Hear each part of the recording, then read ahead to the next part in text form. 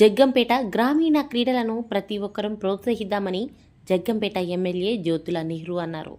జగ్గంపేటలోని స్థానిక పోలీస్ యంత్రాంగం ఆధ్వర్యంలో గురువారం ఏర్పాటు చేసిన గ్రామీణ క్రీడా పోటీల ప్రారంభోత్సవ కార్యక్రమంలో జగ్గంపేట ఎమ్మెల్యే జ్యోతుల నెహ్రూ, పెద్దాపురం డీఎస్పీ శ్రీహరిరాజులు ముఖ్య అతిథులుగా పాల్గొని ప్రసంగించారు. ఈ సందర్భంగా ఆయన మాట్లాడుతూ, గతంలో గ్రామీణ క్రీడలకు ఎంతో విలువ ఉండేదన్నారు. మరలా గ్రామీణ క్రీడలకు పూర్వ వైభవం రావడంతో ఎంతో సంతోషిస్తున్నామన్నారు. సంబంధిత క్రీడలను వెలికి తీయడానికి కృషి చేస్తున్న పోలీస్ యంత్రాంగానికి కృతజ్ఞతలు తెలిపారు. ఈ కార్యక్రమంలో మరో ముఖ్య అతిథిగా పాల్గొన్న పెద్దాపురం డీఎస్పీ శ్రీహరిరాజు మాట్లాడుతూ, యువత క్రీడలపై మొగ్గు చూపాలని, ఆరోగ్యరీత్యా ఎంతో ఉపయోగపడుతుందన్నారు. అంతేకాకుండా క్రీడలపై శ్రద్ధ చూపడం వల్ల సమాజంలో గుర్తింపుతో పాటు భారతదేశ అని ప్రపంచ పుటల్లో చిత్రీకరించవచ్చన్నారు. ఈ నెల 7వ తేదీ వరకు క్రీడలు జరుగుతాయని, గ్రామీణ ప్రాంతాల యువత పాల్గొని వారి నైపుణ్యాన్ని పరీక్షించుకోవచ్చని ఆయన తెలిపారు.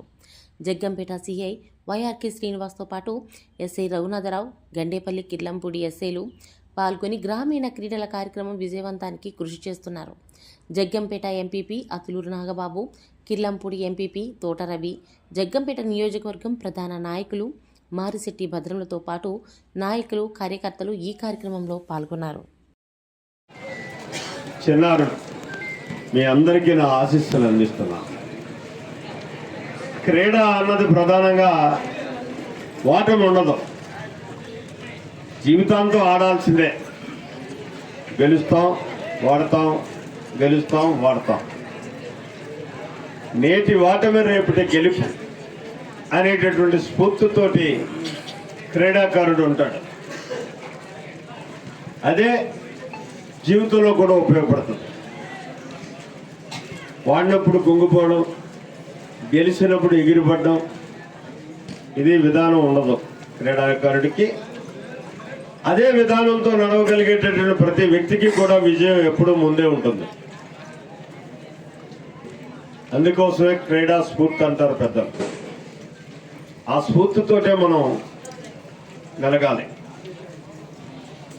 వేళ ప్రధానంగా క్రీడలు అన్నాయి మానసిక వికాసానికి, శరీర దాఢ్యానికి ఉపయోగపడేటటువంటి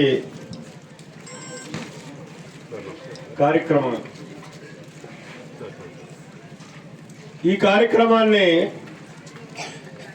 ఒక రకంగా చెప్పుకోవాలనుకుంటే నిజం ఒప్పుకోవాలి.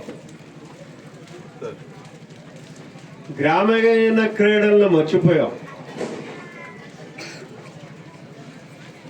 ఒక శక్తివంతమైనటువంటి ఒక మహాశక్తి క్రీడల్లో ప్రవేశించి గ్రామీణ క్రీడలన్నిటినీ కూడా మసకబార చేసింది. దాని నుంచి మళ్ళీ మనం ఆ మసక తీసి ఇవాళ ప్రభుత్వం కానీ మనం కానీ అందరం కూడా దీని మీద ప్రత్యేకంగా దృష్టి పెట్టి ఈ క్రీడలను ప్రోత్సహించగలిగినప్పుడే దాన్ని అధిగమించి మనం ముందుకెళ్ళేటటువంటి పరిస్థితి. ఒకప్పుడు ప్రపంచ పోటీలు జరుగుతుంటే భారతదేశం ఎక్కడో కింద స్థాయిలో ఉండేది. ఇవాళ కనీసం 10 నుంచి 20 లోపల ఉన్న మనం ఉండేటటువంటి శక్తికి ఎదగడం మాత్రం వాస్తవం. అయితే ప్రోత్సహించాల్సినటువంటి అవసరం ఉంది. ఆ రకంగా ప్రథమ స్థానంలో మనం ఉండేటటువంటి పరిస్థితికి నిధులను కూడా కేటాయించుకోవాలి. దానికి ప్రజాప్రతినిధులుగా ఉన్నటువంటి మేమంతా కూడా సహకరించాల్సినటువంటి అవసరం ఉంది.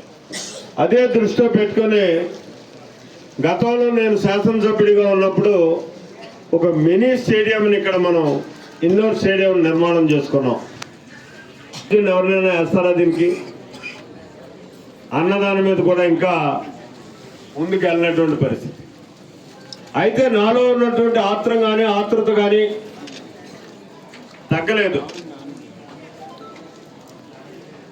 నియోజకవర్గానికి ఒక 20 ఎకరాలు క్రీడా ప్రాంగణంతో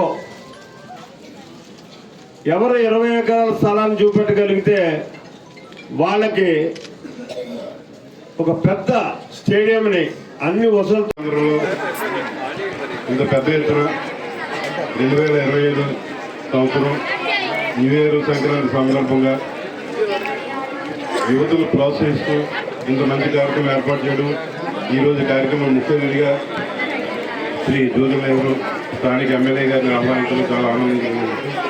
అలాగే అన్ని పార్టీల నుంచి నాయకులు వచ్చారు, చాలా సంతోషం. అలాగే క్రీడాభిమానులు, అలాగే కోచెస్, విద్యార్థులు అందరూ కూడా ఈరోజు ఈ కార్యక్రమానికి చక్కగా పాల్గొనడం చాలా ఆనందంగా ఉంది. ఈ కార్యక్రమం ఇదే స్ఫూర్తితో 7వ తారీఖు వరకు కూడా కంటిన్యూ చేసి 7వ తారీఖు ముగింపు కార్యక్రమం కూడా చక్కగా నిర్వహించుకున్నాం. అందరి యొక్క సహాయ సహకారాలతో ఇంత పెద్ద కార్యక్రమం చేస్తున్నారంటే దీనికి కొంతవరకు నిధుల అవసరం కూడా ఉంటుంది. దానికి కూడా స్థానిక పెద్దలందరూ కూడా ముందుకు వచ్చారు. సొంత కార్యక్రమంలాగా వారందరికీ కూడా ఈ సందర్భంగా పేరు పేరున అందరికీ నమస్కారం తెలియజేస్తున్నాను. ఈరోజు ఈ అవకాశం ఇచ్చినందుకు ముఖ్య అతిథి గారికి, అలాగే కార్యక్రమ నిర్వహణ మా జగ్గంపేట సర్కిల్ పోలీసు వారికి, కర్త కర్మకి అన్ని తానే నడిపిస్తున్న వైఆర్కే శ్రీనివాస్ గారికి అందరికీ కూడా ఈ సందర్భంగా నమస్కారం తెలియజేస్తున్నాను. Thank you.